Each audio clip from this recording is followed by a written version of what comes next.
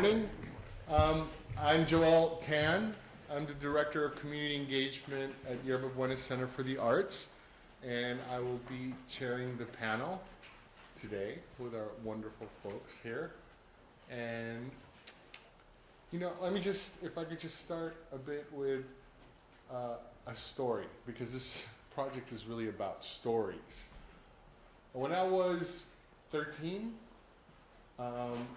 newly arrived immigrant from the Philippines, Marcos, the whole bit, had to leave. Junior high, I meet a kid who just moved to North Hollywood from New Jersey, and his name was Mark Smolovitz.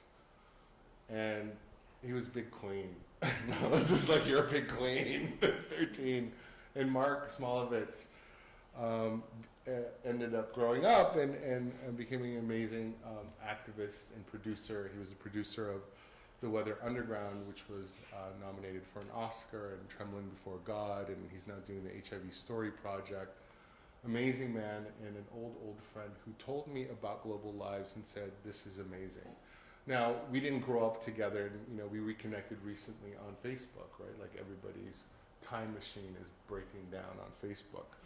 And so he tells me this, and just knowing where Mark's coming from, aside from his reputation, but where his heart is, I knew this was the right decision. So without question, I got in contact with David. And so here we are. And so there we were last night, and I was thinking about this in terms of the topic of new media, but particularly what this project is like in the arts, and my experience as the curator that helped usher this in into its world premiere. And for that, we are so proud. We are very proud of the fact that we had the world premiere at Yerba Buena Center for the Arts. But it seems to me that community engagement more and more is taking a pretty prominent place in the arts. And what is it? It has become, in some ways, the evolution of what was traditionally education in arts, in arts institutions and museums particularly. But now, this community engagement that encompasses education, arts in its context, civic engagement, which then opens up the arts and cultural expression to other networks, then creates a really exciting moment. Right? I think we're really in an exciting moment here where I think not only in the evolution of our cultural production or our sense of arts as a people is evolving, I think what's interesting as well is this move toward something that's deeply human, something that is about collective effort, something that is not entirely dictated by cash, and is something that really, I think, is a beautiful and poetic response to the failure of the old world institution. I mean, you're really dealing with the collapse of the old economy, right? And so here it is, people are just doing these really cool things all around the world, but in mass. It's not just, it starts, with David, who then takes it to other people, and then 600, and then there's more of us, and then, just our work at YBCA alone. And for that, I really have to acknowledge our associate, Nick Collin, who has bled lovingly for this the last few months. And it just generates so much goodwill. It just generates so much positive response. And then I think that it needs serious consideration. And I think that the fact that Global Lives is a perfect example, perfect case of an evolution in the arts. Now, of course, this has happened. Of course, visual artists have always done, have done social interventions for a long time. This is something different. This is, as what I've been saying, as 21st century as its affiliate partner. In many ways, it's godparent, Long Now Foundation. These are foundations that are future-facing and really looking at paying attention to the nexuses. Right? What is the plural for that? By the way, I'm a Cal grad. And I was an ethnic studies major, and bringing this in feels like I've done good. Like, this is the ultimate in ethnic studies. We've completed it. We can now shut down. There is no more need for ethnic studies. Thank you. We can all go home. So in that, let me just end. I'm sorry. This was meant to be, but this was an amazing few moments, just that speaks to the complexity of this simple idea. Last night, 3 moments. There was a beautiful woman last night who was wearing a head wrap. West Africans. Oh, there she. Yes. If you remember this moment. So she was gorgeous. I was feeling particularly beautiful. And so I said, let's take a picture together, right? I said, so we can, I was jokingly, I said, we could be the poster children of disaster relief. We'll take pictures.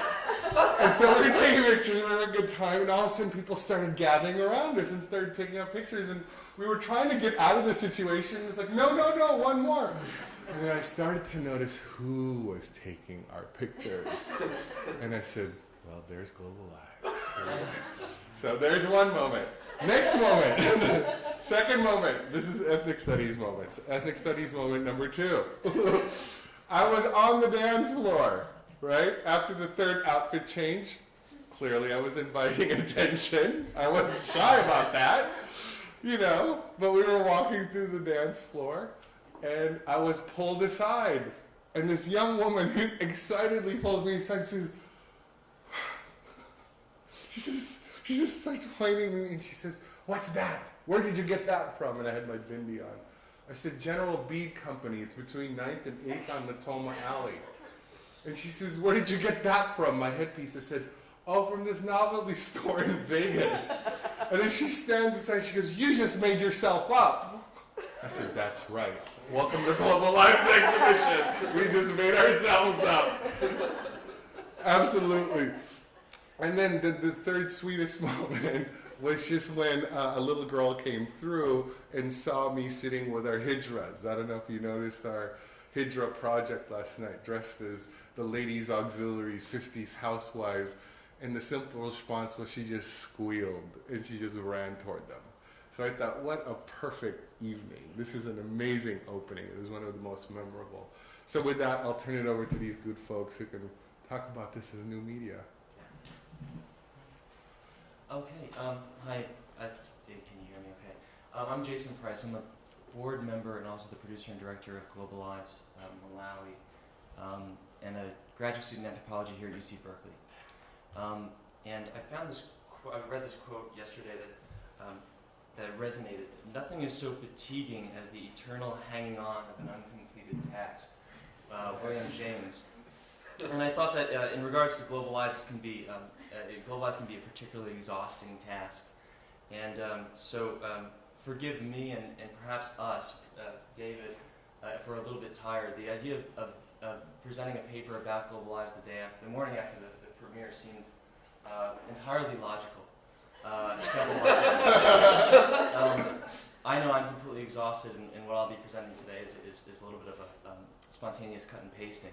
And I have no idea how David is still standing, let alone. But I want to thank you for coming, and particularly thank the rest of the producers who I'm meeting and knowing here, and for Josh Garrick, our chief translator and transcriber from Global Lives Malawi, for making it down. So, how do we begin? Okay.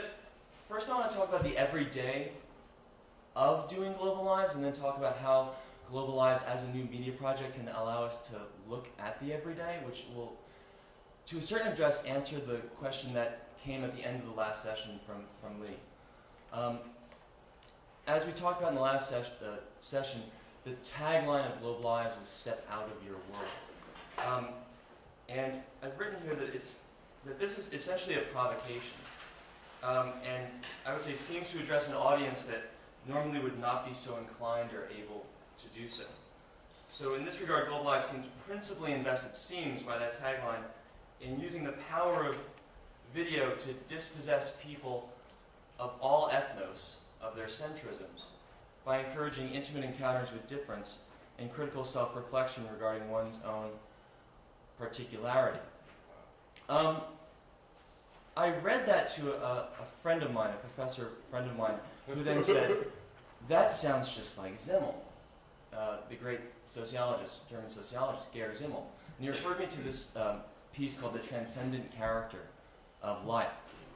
And indeed, I think that to a certain extent is what we're doing. And Simmel asserts that each individual asserts itself as something complete against other individuals, that the essential structure of life is a continual reaching out beyond itself, that life as a bounded form continually attempts to jump its bounds, that life in itself is full of excess. And I like that a lot. Simmel's a bit hard to get a hold of sometimes, but he's brilliant. And I think that to a certain extent what Globalize is doing is giving people the grounds to have that experience. The late novelist and essayist David Foster Wallace, in his address to the graduating class at Kenyon College a few years ago, wrote about this process in terms of a default setting. And just to read from that excellent address he wrote, here's just one example of the total wrongness of something I tend to be automatically sure of. Everything in my own immediate experience supports my deep belief that I am the absolute center of the universe, the realest, most vivid, and important person in existence. We rarely think about this sort of natural, basic self-centeredness because it's so socially repulsive, because it's pretty much the same for all of us. It's our default setting, hardwired into our boards at birth. But the insidious thing about these forms of worship is not that they're evil or sinful, it's that they're unconscious. They are default settings. Because my natural default setting is the certainty that situations like this are really all about me.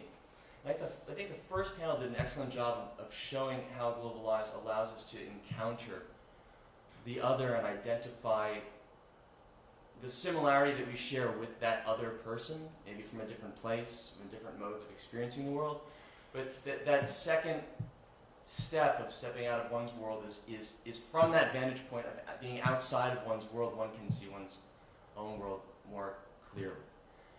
Now, to attempt to answer the question from the last panel, whether that leads to change, whatever that is, I don't know, and I think that's another question. But I think it certainly does allow us, or attempts for us to do that. And I remember reading Sharon Daniels' abstract.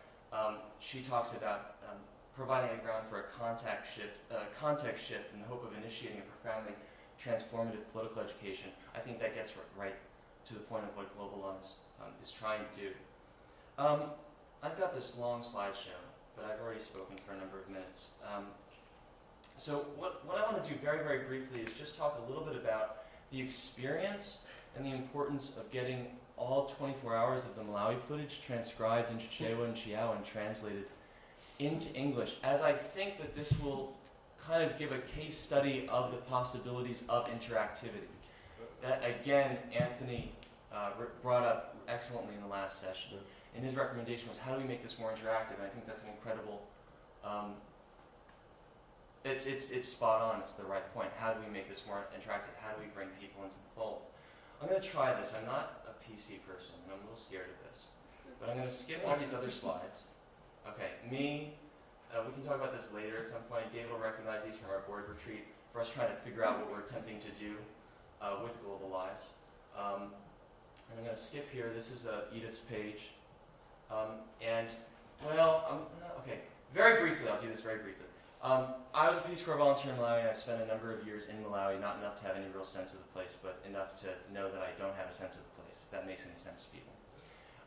And one of the reasons why I wanted to do this shoot, and David gave me the opportunity to do this while I was there doing other research, was that the visual representations, and I think this gets to Olga and Rebecca's talk very well, and their talks resonated with me, was that the visual representations that I experienced of Malawi did not fit at all the experiences that I had when I was a Peace Corps volunteer there. And the opportunity that David afforded me in producing the Global Lives Malawi shoot was to kind of create an image that would speak back to those, and I didn't know at the time, but maybe create a Fraserian counterpublic, as I think someone brought up in one of their talks. Because if you Google Malawi child, this is the first image that will pop up. And then many images like this. And, you know, I think all of us can kind of do a cursory kind of textual analysis of this image, and you don't really quite need the big capital letter help thing there.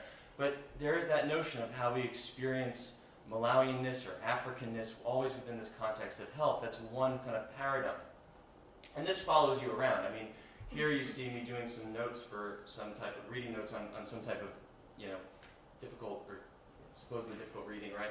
But then on the side, in my window on checking email, I've got a little note from World Vision saying, answer a child's prayers now. And there's that anonymous suffering African. So it does follow you around.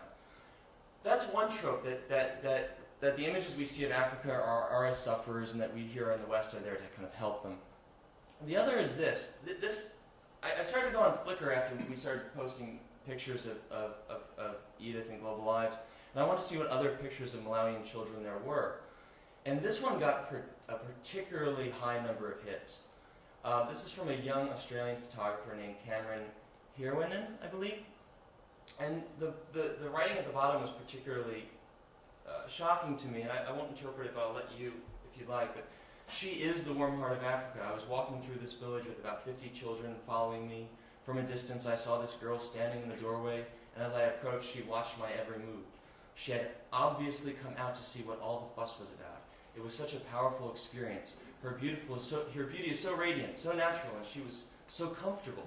I was nervous, but still took my time getting the focus right, as I knew I didn't want to stuff up this opportunity. This is problematic for a number of reasons. You got the Rousseauian noble savage there, but yeah, I didn't say it's soft porn, but somebody in the house just said it's soft porn. I then began to, and the idea that this narrative is being written, that this is spontaneous, and the acumen and skill, his photographic skill needed to get him to capture this perfect moment of beauty. But it's very posed, and it's very problematic in general. I had a number of conversations with Cameron about this piece. Civil, I think, until he blocked me. Alas. David probably can testify, and I'm sure Anna or anyone else in the audience that I've worked with about why that would happen. But anyhow, so this is Edith's page, and essentially what happened was I kind of took it lightly that okay, you film 24 hours, it's very easy, and you get the whole day transcribed and translated. Great, I had some connections at the University of Malawi. I had a lot of old students who owed me favors. I go down to the media center there and I say, hey, can you help me get this whole day transcribed and translated? Yeah, no problem, be great. A lot of willful ignorance on my part. You can't stream video in Malawi many places successfully. And we were doing all our translations, subtitling and transcriptions on .sub. So we had 96 consecutive 15-minute clips of Edith's day up on .sub. And I needed to find people competent in Chichewa and English that could do this from a streaming internet connection. That basically ruled out almost everyone, statistically, that speaks English and Chichewa competently. David was extraordinarily patient on this regard. And at finally one point where I tried through word of mouth to kind of crowdsource through word of mouth volunteers, he said, why don't you start a Facebook group? I wasn't on Facebook at the time, so I started a Facebook group, and I slowly started to, I built this group called Globalized Project Malawi, and began to realize that there was an incredibly vibrant community of Malawians, particularly expatriate Malawians, that were on Facebook, and just started friending, every Chimwemwe, Masauko, and Vitumbiko I could find. Started getting into a number of conversations about the project, and sooner or later we had a group of over 2,000 people. A lot of people tried to do these transcriptions. Hundreds tried. Of hundreds who attempted to try, there were probably only about 20 or 30 that really had the patience or the stamina to do it. It's incredibly mundane work. And Josephine Garrick, who's in the audience today, and who I just met for the first time at the premiere yesterday after speaking over the phone endlessly over the course of the last year and a half, is one of a very few number of people that worked very hard to get this whole day transcribed into Chewa and Xiao because there's an incredible amount of code switching. And it became this really interactive site and this ground upon which to kind of discuss everyday Malawian life. And the conversations that we had were fascinating, and I hope that we can kind of increase the interactivity to where we can have broader discussions with regarding that, and to kind of, as we had this conversation before, as a method to kind of plumb that depth. So it was an incredibly powerful experience. These are the original emails that I had sent with people. I began to learn Facebook, how to use Facebook. Everyone that had transcribed a clip successfully got officer status, and you can see these people were all over the world. Joss is in Seattle, Tiffany is in Cambridge, Sam Kair is in Amherst, Massachusetts, Yanko, who's incredible, is in Japan, Ali's in Chicago, Chamorro's also in Japan, Martin's in Qatar. So you had really kind of built this community of expatriate Malawians who were transcribing the day, but then getting into these conversations with me about the meanings of everyday life and its representation. Those aren't really public yet, but I hope they will be. And tracking those clips. So each one of these lines represents one of the 96 Malawian clips from Globalized Project Malawi. And what you'll see there is the URL. Line C is the transcriber or the transcribers. The content review is the person that had the second look to make sure that the transcription is correct. The TNS review would make sure that the time code and style was right. Then it went to translation. Then the translation was reviewed. Then the style was reviewed in terms of colloquialism. And then it was sent to an outside reviewer. So every Globalized Malawi clip went through an 8-step process minimally, and at least 6 or 7 people had a look at it. It took a long time, and David was incredibly patient. I perhaps had to be, but we were very, very slow on this. It took over 2 years, and a lot of hours, all volunteer hours. This is a look at what the transcriptions look like. We have over 20,000 subtitles. And some of the reviewers would send me these detailed emails critiquing some of the translations, and we'd go back and forth. Incredibly rich. And finally, they look like this. So you don't see the back end of it, but it's all there. I began to use status updates. But this is the last, I know I'm taking up too much time, but this is just the last thing I want to say is that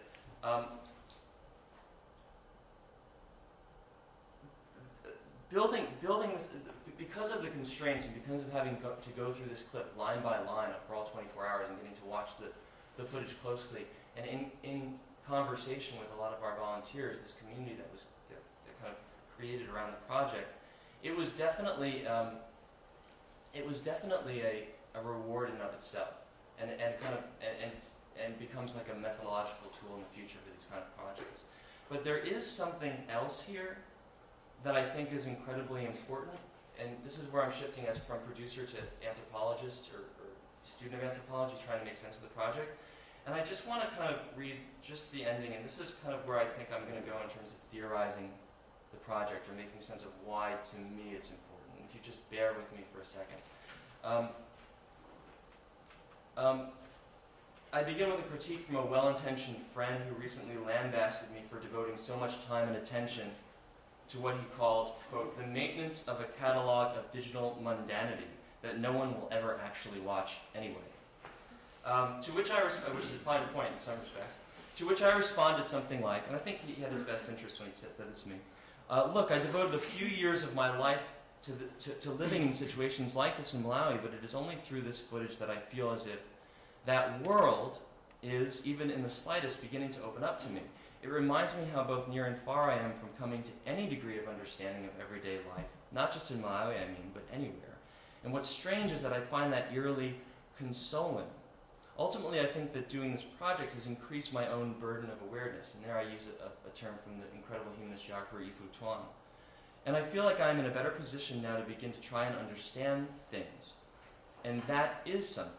Not to mention the small rewards and little fugitive moments of beauty, and borrowing that from the Impressionists to the Post-Impressionists, that spring up here and there in the footage. Little things we caught, even though we weren't trying to. This sentiment has been consistent with responses I've received to the footage from a whole host of people. For example, I got this email from someone who had spent quite a lot of time in Malawi. It's so utterly normal. I recognize every bit, every step of their path, every chore they did, and yet the clip showed me how much I still missed. Their discussion about little farts and eucalyptus trees, and their motivation about raising money for school, these are still foreign to me. Though I lived next to Memory and Edith, the two main central characters, I still fundamentally don't understand them. And this intimate sense of not quite knowing, this is me talking again, of not quite knowing, of feeling at once close and yet far, might be the something more that I'm beginning to try to make sense of. And I think that something is achieved from approaching the world faithfully and unflinchingly without immediate resort to explicit narrative, not to say that narrative's not there, or interpretive framing. By immersing people in context, at least at first without much context at all, in this encounter, the strange becomes familiar and the familiar becomes strange, all at once. Though it can be frustrating to watch and even a bore, it can also be hypnotic, gratifying, and most importantly for my concerns, perhaps as an anthropologist or a visual anthropologist, and this is where I really kind of build off Anna's exceptional presentation, it's provocative. The kind of provocations I am referring to are not just the predictable ones that arise from an encounter with the pure contingency of the visual, this is what Barth would say, but something deeper and more profoundly original, something truly, for lack of a better word, anthropological.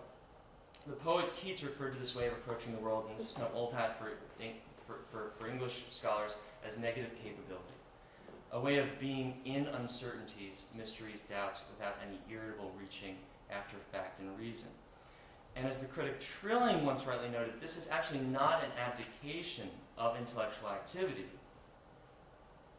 but quite to the contrary, it's precisely an aspect of intelligence, of seeing the full force and complexity of one's subject matter. Gregory Bateson, the great anthropologist, agreed. In reflecting on the double habit of mind which he found critical to anthropological knowledge production, he highlighted the primacy of this kind of mystical view of things, of a loose thinking that could ignite wild hunches, which ultimately compelled more strict and formal thought, which resulted eventually in abstract innovation. This is just to say, and I'm very close to the end, I'm sorry, that though not intentionally, and perhaps this is the lesson, I am beginning to believe that the particular way of approaching the world displayed by Global Eyes does offer a fresh perception onto it, namely that it has the potential to remystify things, usually in direct contradistinction to the kind of mystifications which Benjamin was so committed to writing against, revealing the everyday to be what Wallace Stevens once called the one discovery left to make. Thank you.